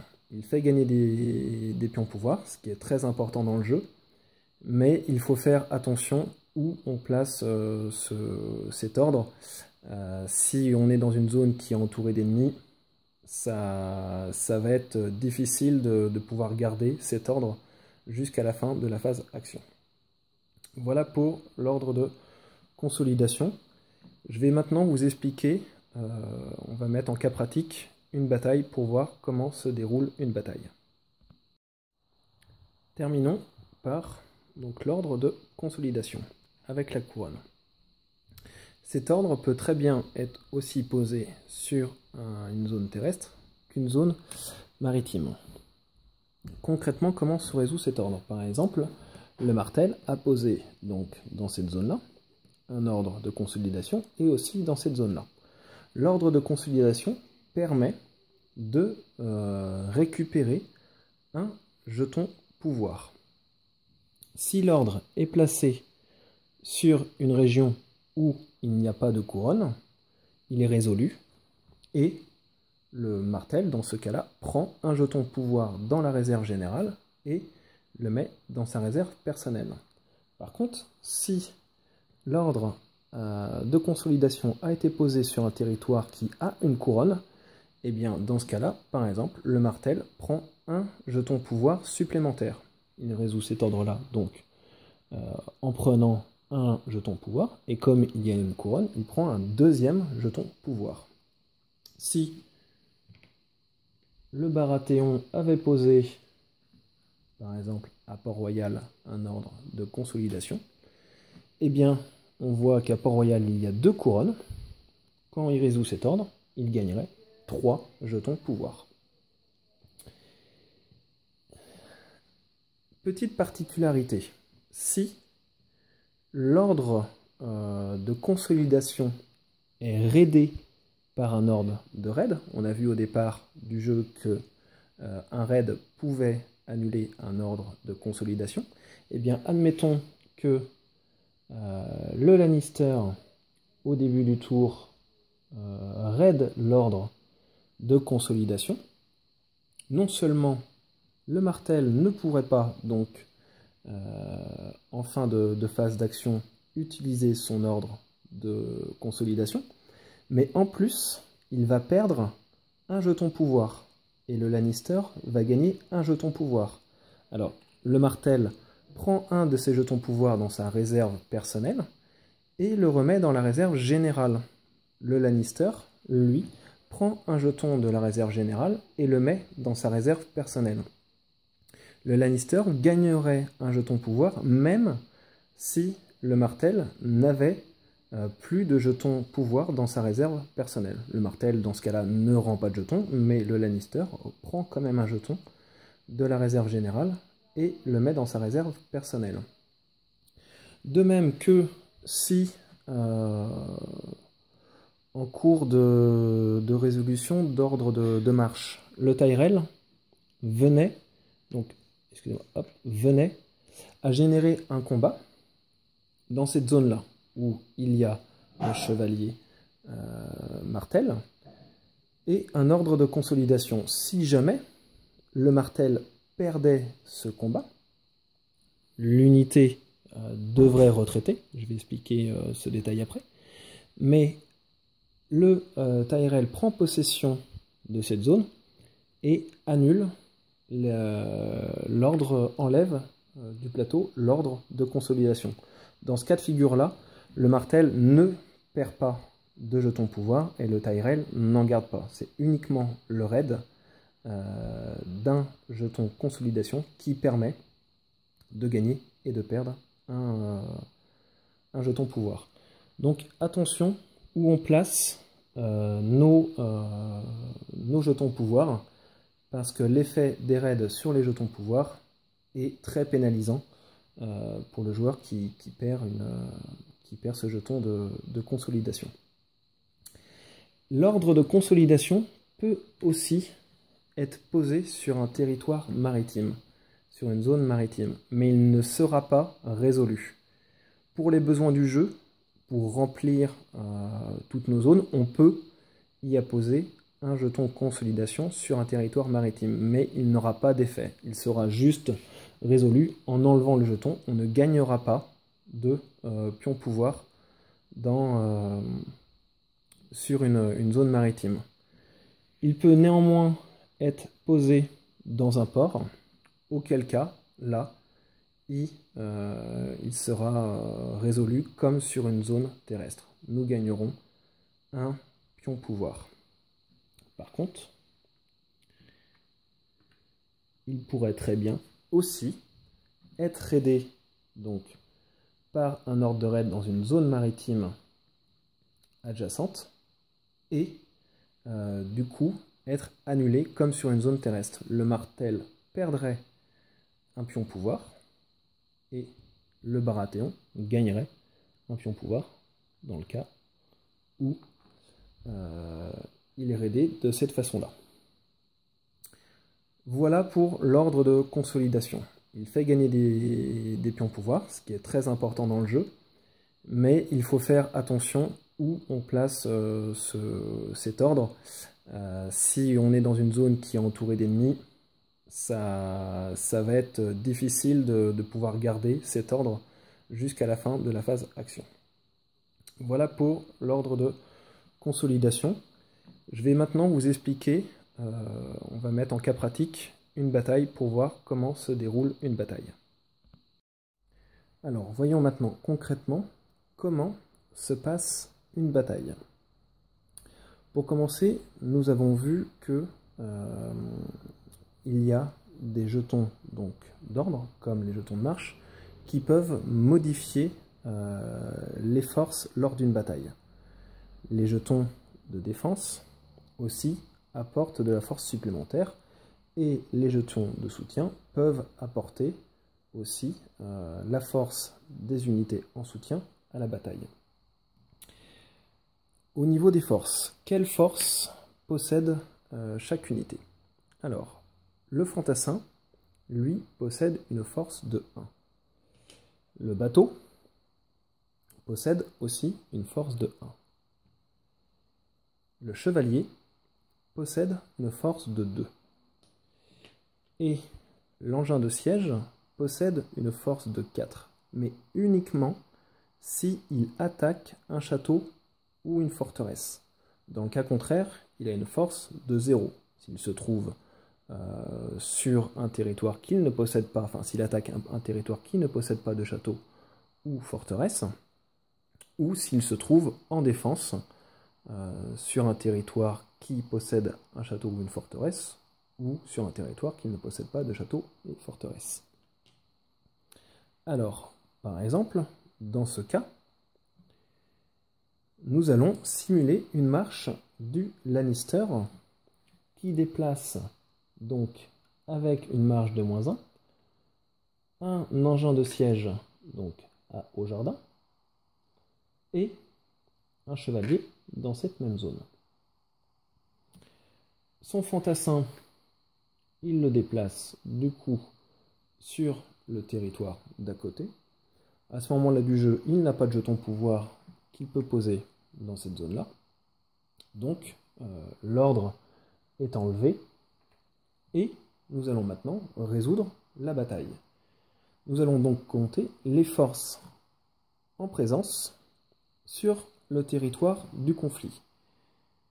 Le Lannister est venu avec un engin de siège, plus un chevalier. Il attaque une forteresse, donc sa force est de 4 plus 2, 6. Le Tyrell, lui, sur cette zone-là, avait un engin de siège, un fantassin, un ordre de défense plus 1 et un jeton garnison. Son engin de siège vaut 0. Il se retrouve en défense et donc n'apporte aucun point de puissance supplémentaire. Son fantassin vaut 1, plus 1 pour le pion défense et plus 2 pour le jeton garnison. Alors on ne le voit peut-être pas très bien ici, mais chaque fief donc de chaque famille se voit octroyer lors de la mise en place un jeton garnison. C'est une valeur uniquement défensive et ça ne compte pas comme des unités militaires. Donc la force du Tyrell est de 2, plus 1, plus 1. Elle est à 4. 4 contre 6 pour le Lannister. On va maintenant faire la demande de soutien. Dans l'ordre de la piste, donc trône de fer, le Baratheon est premier joueur et donc doit en premier dire s'il soutient une des deux familles dans ce conflit. Il pourrait très bien rester neutre. Il n'y a pas de souci, on n'est pas obligé d'apporter un soutien. Dans ce cas de figure-là, il est plus ou moins en accord de paix avec le Tyrell et décide d'apporter donc le soutien de ces deux fantassins au Tyrell. Il ne peut pas dire « j'apporte en soutien que un fantassin dans le combat ». Si il a dans cette zone-là deux fantassins, il est obligé d'apporter la puissance, la force de ces deux fantassins ou de ne rien apporter du tout. Donc là, il apporte la force de ces deux fantassins, 1 plus 1, pour le Tyrell. En dessous, il y a le martel, qui aussi a un ordre de soutien, et donc adjacent à la zone de bataille, et pourrait apporter son soutien. Pour le martel, c'est un peu plus compliqué, parce que du coup, il ne pourrait pas, quoi qu'il arrive, apporter son soutien alors il pourrait apporter son soutien au Tyrell, mais un engin de siège qui apporte un soutien en défense n'apporterait pas de force supplémentaire. Là, dans le cours du jeu, lui, clairement est hostile au Tyrell. Ça l'arrangerait très bien que le Lannister remporte la bataille, donc il décide de soutenir le Lannister et d'apporter donc cette fois 4 points de force supplémentaire au Lannister parce qu'il soutient l'attaquant. Et donc du coup, l'engin de siège vaut 4 points en force. Le Tyrell a 2 zones maritimes adjacentes à la zone de bataille, ici et ici. Il a 2 bateaux avec des ordres de soutien. Il apporte donc la force de ces 2 bateaux à lui-même, au Tyrell. Du coup, si maintenant on fait le compte des forces totales, on va se retrouver avec le Tyrell avec 1 et un 2, 3, 4, 5, 6, 7, 8. Le Lannister, lui, se retrouve avec 4 et 2, 6 et 4, 10. Mais, souvenez-vous, il est parti avec un jeton de marche -1, donc il arrive à 9. Nous sommes à 8 pour le Tyrell, contre 9 pour le Lannister. À ce moment-là du comptage des points de force, le Tyrell, qui est détenteur de la lame d'acier valérien, pourrait choisir de l'utiliser. Il ne l'a pas encore utilisé durant son tour. Et là, il choisit de l'utiliser pour augmenter sa force de 1. Il était à 8, le Lannister était à 9. Il utilise son épée, donc il la retourne, pour montrer à tous les autres joueurs autour de la table que durant ce tour, elle a été utilisée. Il la pose devant lui. Et donc maintenant, nous sommes à une force d'égalité, 9 contre 9. Vient maintenant le temps de jouer les cartes maison. Chaque joueur, du coup, a dans sa main, on commence la partie avec 7 cartes maison. Alors ce sont des personnages voilà, du roman. Il y a donc dans un petit encart jaune le nom de la carte. Dans les boucliers, donc un petit numéro qui indique la force de la carte. Par exemple, ici, nous 0, ça n'apportera aucune force supplémentaire dans la bataille. Mais par contre, ici, on voit qu'il y a un 4, ça apportera 4 forces supplémentaires dans la bataille. Certaines cartes ont des textes qui vont modifier un peu les règles de la bataille ou apporter des bonus, par exemple, en cas de victoire. Nous avons aussi les symboles fortification et les symboles épée. Je vais y revenir. Donc, à ce moment-là du jeu, les 2 joueurs choisissent donc dans leurs mains une carte.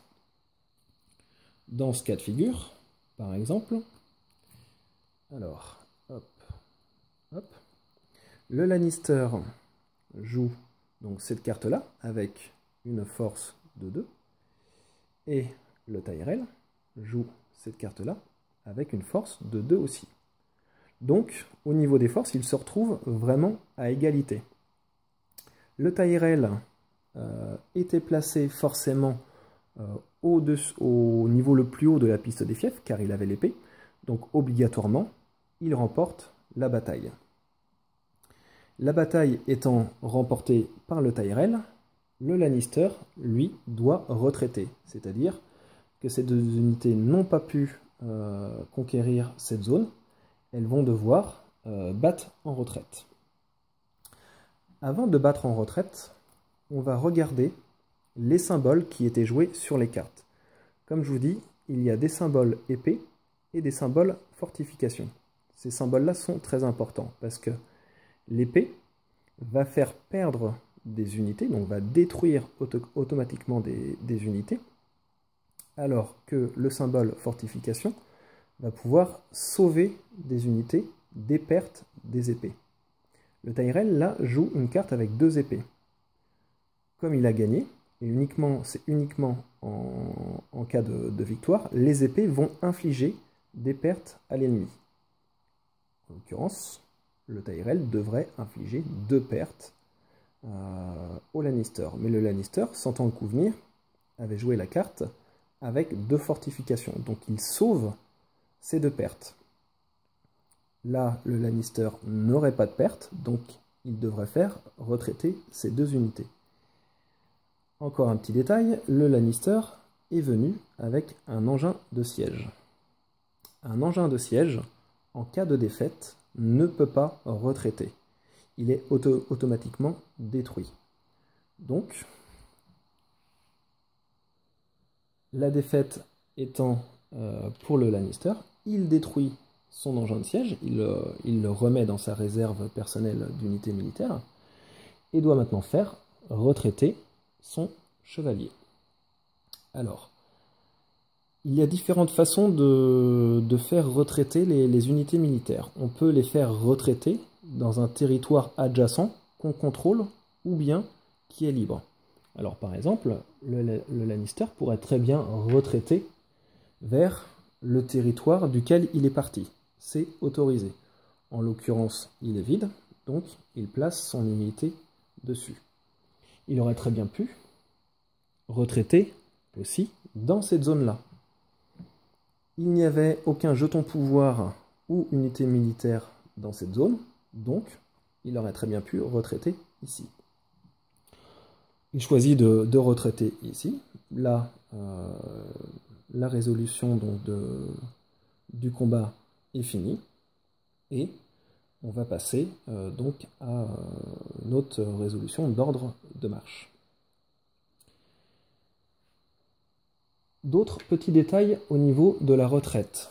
Si jamais c'était le Tyrell qui avait perdu et qui aurait dû retraiter, il aurait aussi donc pu retraiter dans une zone adjacente, vide par exemple, celle-ci. Par contre, il n'aurait pas pu retraiter vers la zone de départ de son assaillant. Le Lannister étant parti de cette zone-là, elle est vide. Le joueur Lannister n'a pas voulu, ou n'a pas pu en tout cas jouer de jetons pouvoir dans cette zone-là. Elle est vide. Mais le Tyrell ne pourrait tout de même pas retraiter vers cette zone. C'est la zone de départ donc, de la marche. Et la retraite y est interdite. En l'occurrence, le Tyrell aurait aussi pu retraiter ici. Lui aussi aurait perdu son engin de siège, car il faisait partie, donc il était en déroute, en défaite. Symbole épée ou non, il aurait été détruit. Mais le Tyrell pourrait aussi se servir de ses bateaux uniquement, comme les ordres de marche, il aurait pu se servir de son bateau pour lier une zone adjacente aux zones maritimes. Par exemple, en partant d'ici, eh bien, il aurait pu utiliser le bateau dans cette zone maritime pour rejoindre cette zone-là et retraiter dans cette zone-là. Détail important, pour les biens du jeu, j'ai couché toutes les unités. Normalement, on joue avec les unités debout. Là, pour qu'on y voit, qu'on distingue un peu mieux les unités, je les ai couchées. Quand une unité a battu en retraite, on dit qu'elle est en déroute, et donc du coup est placée, couchée dans le territoire où elle a retraité. C'est important parce que ces unités, après, ne pourront plus se déplacer. Admettons que il y avait donc, si on était dans le cas où le Tyrell avait perdu, il avait détruit son engin de siège, il avait fait retraiter son fantassin dans cette zone-là, où il y avait un ordre de marche avec un fantassin, et bien du coup, à son tour de jeu, pour résoudre les ordres de marche, il pourrait déplacer ce fantassin, car il a un ordre de marche dans cette région. Par contre, ne pourrait plus déplacer cette unité, elle est en déroute, ne compte plus en force lors de futurs combats, et ne peut pas être déplacé avec un ordre de marche. Ne pourrait pas non plus servir de soutien si il y avait un futur conflit, par exemple, entre ces deux familles. Eh bien, si soutien il devait être apporté par le Tyrell ne pourrait apporter que cette unité en soutien et non celle-ci, car elle est en déroute. Donc voilà pour la déroute. Les unités sont couchées jusqu'à la fin du tour. À la fin du tour, elles seront remises debout si elles n'ont pas été détruites lors de futures batailles. Attention aussi à ne pas faire dépasser des limites de ravitaillement lors d'une retraite. Si par exemple, ici, nous avions déjà par exemple 3 unités militaires avec un ordre de marche, eh bien si retraite du Tyrell il y avait, et qu'il était limité dans son ravitaillement à un maximum de 3 unités dans une zone, il n'aurait pas pu faire retraiter son fantassin dans cette zone-là. Ça lui faisait aussi dépasser sa limite de ravitaillement. C'est interdit. Ce déplacement aurait été valable donc du coup avec le bateau, même si ce bateau était en déroute. Parce que lors d'une bataille précédente, ce bateau aurait dû retraiter lui aussi, aurait été battu. Et bien même si ce bateau était en déroute, donc couché, alors pour coucher un bateau on peut les mettre aussi voilà, de cette façon-là, le fantassin Tyrell aurait quand même pu se servir du bateau en déroute pour retraiter. Voilà pour la résolution d'un combat. À noter aussi que les cartes maison que nous jouons, donc comme je vous ai dit, nous commençons le jeu avec 7 cartes en main. Alors par exemple, le Lannister, lui, avait joué, alors ça c'est bon, hop, avait joué cette carte-là. Une fois que la carte a été jouée, perdant et vainqueur mettent leurs cartes qu'ils ont jouées dans une des fosses. Maintenant, pour les futures batailles, eh bien, ils n'auront plus que 6 cartes en main. Au fur et à mesure qu'on génère ou qu'on subit des batailles, on joue des cartes, et ces cartes jouées vont dans une des fosses. Cependant, attention à la dernière carte jouée. La dernière carte jouée est mise à côté de la défausse, et à ce moment-là du jeu, on récupère donc la défausse qui est de 6 cartes, et la dernière carte jouée est laissée de côté. Au fur et à mesure que nous allons régénérer des batailles, donc nous allons jouer avec nos 6 cartes, et ces 6 cartes, donc les cartes jouées parmi ces 6 cartes, vont venir donc sur cette nouvelle défausse, qui est d'une carte, et ainsi de suite. La dernière carte jouée va être remise à côté de cette défausse. Nous allons toujours récupérer 6 cartes en main, mais il y aura toujours une carte qui ne sera pas jouable. Il faut y faire attention parce que les cartes, voilà, toutes les cartes répondent à des stratégies et sont utiles. Donc laisser une carte de côté, c'est pénalisant. Il faut bien penser la carte qu'on laisse de côté à chaque fois. Donc comme je vous ai dit, il y a des textes sur les cartes qui modifient un peu voilà, les règles du jeu. Par exemple, si jamais le Lannister remportait une bataille avec Cersei, eh bien, si vous gagnez ce combat, vous pouvez retirer un des pions ordre du perdant n'importe où sur le plateau. Donc gagner un combat avec une carte de force 0, c'est compliqué.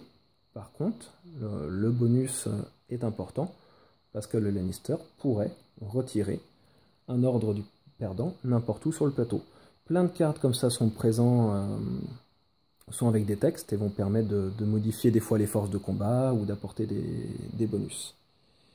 Donc voilà pour la résolution des combats. Pour finir, je vais vous montrer quelques autres effets des résolutions de combat vis-à-vis de certains ordres. Par exemple, ici, admettons que le Lannister vienne au jardin avec un ordre donc de marche, qu'il remporte le combat, et bien l'ordre de marche qui avait été assigné au jardin par le Tyrell, donc du coup serait enlevé, le Tyrell devrait retraiter, et la garnison serait aussi du coup détruite. On enlèverait la garnison de Haut-Jardin et elle serait retirée du jeu. Une garnison dans un territoire où il y a eu défaite de cette famille est retirée du jeu, n'y reviendra pas. De même que si un déplacement, un ordre de marche, arrive donc dans une zone, ici le martel vient avec un engin de siège dans cette zone-là, où il y a un pion pouvoir Tyrell, dans ce cas de figure, il n'y a pas de combat, on ne génère pas de combat. Le pion pouvoir est défaussé, il ne retourne pas dans la réserve personnelle du Tyrell, mais retourne dans la réserve générale, et le martel prend possession de cette zone. Tout ordre qui se trouve, quel qu'il soit, dans une zone où il y a eu un combat et qu'il y a eu une défaite, par exemple si ici le Tyrell avait un ordre de soutien et qu'il y a défaite, l'ordre est retiré. En cas de défaite, tous les jetons présents dans cette zone sont retirés. Par contre, si le Lannister était arrivé, qui avait combat contre le Tyrell, que le Baratheon avait soutenu la maison Tyrell, que la maison Tyrell avait quand même perdu, qu'il y aurait des routes, mais le jeton de soutien du Baratheon resterait. Pour qu'un jeton s'en aille, il faut vraiment qu'il y ait défaite dans cette zone. Et ce jeton pourrait servir à soutenir d'autres zones adjacentes où il y aurait un combat. De même que si des unités donc militaires rentrent dans un territoire où il n'y a pas d'unité militaire, mais il y a une garnison, il y a combat. Donc un combat, c'est-à-dire qu'on va compter les forces, on va pouvoir attribuer du soutien ou pas, jouer une carte maison. Dans ce cas de figure, si il y avait victoire du Baratheon, la garnison serait enlevée, mais en plus, le Baratheon donc remporterait cette zone où il y a une forteresse, et dans cette zone adjacente à cette forteresse, il y a un port où il y avait des bateaux martels. Et bien comme le Baratheon prend possession de cette forteresse où il y a un port adjacent, il va aussitôt remplacer les deux jetons, les deux bateaux martel, donc rendre les deux bateaux au martel, ils retourneront dans sa réserve personnelle, et tout de suite les remplacer par deux bateaux qu'il va prendre lui dans sa réserve personnelle d'unité et venir les poser sur le port. Voilà pour les autres faits liés aux marches et aux batailles.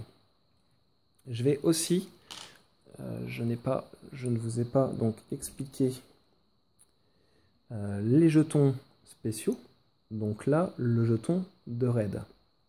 Le jeton de raid, on a vu qu'il pouvait raider donc un ordre de soutien, un ordre de consolidation, un autre ordre donc de raid, mais l'ordre donc spécial de raid peut raider aussi un ordre de défense. Et même un ordre de défense spécial, où il y aurait une étoile. Donc voici la particularité de ce jeton raid spécial. Il y a aussi le jeton donc, de marche spécial avec une étoile. Et bien celui-ci, on voit qu'il a une force donc, de +1. Cette fois, il octroie un bonus par rapport aux deux autres. On en a un de base avec -1, un avec 0. Et là, celui avec une étoile donne une force de +1 lors d'une marche. Nous avons aussi l'ordre de défense spéciale, donc là qui octroie une force supplémentaire de +2 pour la zone où il y a un combat. L'ordre de soutien spécial qui lui octroie une force de +1 pour tout combat dans une zone adjacente. Et il y a l'ordre de consolidation spéciale. Alors lui, si il est joué dans une zone où il y a un château ou une forteresse, eh bien cet ordre spécial va permettre de pouvoir effectuer, si on veut, un recrutement. Le Baratheon qui a joué cet ordre pourrait choisir entre toujours choisir de récupérer un jeton pouvoir ou de pouvoir faire un recrutement en suivant les règles de recrutement. Recruter dans un château, donc un point de recrutement, il pourrait recruter à nouveau, par exemple, un fantassin dans cette zone, ou faire évoluer son fantassin en chevalier ou en engin de siège. Si cet ordre de consolidation spéciale avait été joué sur une zone où il n'y avait pas de château ou de forteresse, nous ne pouvons pas faire de recrutement. Donc là, le Baratheon n'aurait pas eu le choix finalement de jouer comme un ordre de consolidation standard et de récupérer dans ce cas-là 2 couronnes. Une pour le jeton, une pour le symbole couronne. Cet ordre peut très bien être joué aussi dans un port, exactement pareil que pour un territoire où il n'y aurait pas de forteresse. Dans le port, on n'a pas le choix de jouer cet ordre spécial comme un ordre de consolidation normal. Donc voilà pour les ordres spéciaux. Donc nous arrivons maintenant à la dernière phase du jeu, qui est la phase de nettoyage. Donc dans cette phase, nous allons d'abord commencer par retirer tous les ordres qui n'ont pas été résolus. Alors quand je dis tous les ordres qui n'ont pas été résolus, ce sont uniquement les ordres de défense et les ordres de soutien, qui sont des ordres qu'on ne peut pas résoudre. Donc les ordres de défense qui seraient restés parce qu'il y aurait eu combat ou pas, et que l'ordre de défense voilà, serait resté parce qu'il y a victoire, ou les ordres de soutien qui n'ont pas été raidés ou qui n'ont pas subi de marche, sont enlevés du plateau. Tous les autres ordres, forcément, que sont l'ordre de raid, de marche ou de consolidation, eux, ont été obligatoirement résolus. Si, au cours de la partie, par exemple, un ordre de raid doit être résolu, mais qu'il n'y a rien à raider autour, eh bien, il est simplement retiré du plateau. Les autres ordres peuvent être résolus ou non, hein, comme l'ordre de raid, de toute façon. Si un joueur doit résoudre un ordre de marche et qu'il ne désire pas marcher, il peut très bien refuser son ordre de marche, le retirer de la zone en question sans effectuer de marche. Idem pour l'ordre de raid ou de consolidation qui peuvent être enlevés sans effectuer l'action. Donc il ne restera à certains endroits que des ordres de soutien ou des ordres de défense, donc qu'on enlève. Tous les ordres sont enlevés, on nettoie le plateau. Toutes les unités en déroute qui sont restées sur le plateau sont relevées et donc reviennent dans la partie, cette fois donc avec leur force en question. Et on va pouvoir, une fois que tout le monde a récupéré ses jetons d'ordre, qu'il les a remis derrière son paravent, commencer un nouveau tour. Et voilà pour les règles du jeu, donc le Trône de Fer, la seconde édition du jeu de plateau. Donc c'est un très bon jeu de stratégie, de conquête, d'alliance et de trahison. C'est un jeu qui peut être long. Après, tout va dépendre forcément de votre temps de réflexion pour la phase de programmation ou pour la phase d'action. Tout va dépendre aussi du temps que vous allez accorder à créer des alliances avec les autres joueurs.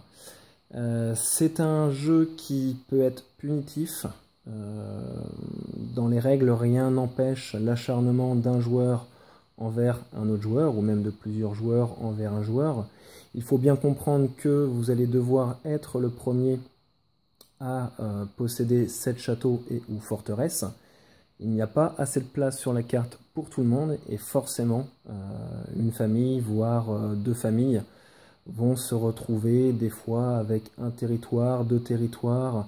Ils vont se retrouver mal placés sur la piste d'influence et vont avoir beaucoup moins de possibilités, et même des fois se retrouver vraiment sans territoire. À ce moment-là, c'est vrai qu'on est un peu sorti du jeu. Donc il faut accepter ce côté punitif. Même si on est un peu en déroute, il faut continuer de jouer, de poser des ordres. On va devenir arbitre de la partie et peut-être essayer d'empêcher notre assaillant de pouvoir remporter la victoire, en privilégiant peut-être un autre joueur. Donc voilà, c'est un très bon jeu, des jeux comme on n'en fait plus beaucoup, parce qu'ils sont assez longs, ils sont assez rudes et assez punitifs. Mais c'est un jeu où chaque partie est différente.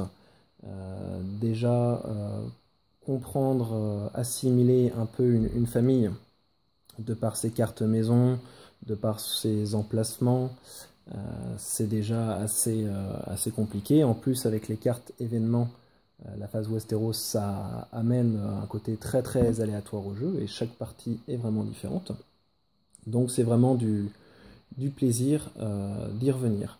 Petit détail, donc je vous ai dit que le jeu pouvait se jouer jusqu'en 10 tours, et que si à la fin du 10e tour, aucun joueur n'avait atteint les conditions de victoire, eh bien, à la fin de ce 10e tour, c'est le joueur qui aurait le plus de châteaux et ou forteresses qui remporterait la partie. S'il y a égalité, à ce moment-là de la fin de la partie, on va d'abord regarder qui sera le plus haut placé sur la piste de ravitaillement. Le joueur le plus haut placé sur la piste de ravitaillement en cas d'égalité remportera la partie. S'il y a toujours égalité, ça sera le joueur qui aura le plus de jetons pouvoir dans sa réserve personnelle. Et si il y a toujours égalité, ça sera la piste donc, du Trône de Fer qui départagera cette égalité. Voilà pour les règles du Trône de Fer. J'ai sûrement omis quelques détails car c'est quand même un jeu très riche. En tout cas, j'espère avoir pu vous éclairer sur ce jeu, peut-être vous donner aussi l'envie d'y jouer, j'espère. Merci de m'avoir suivi.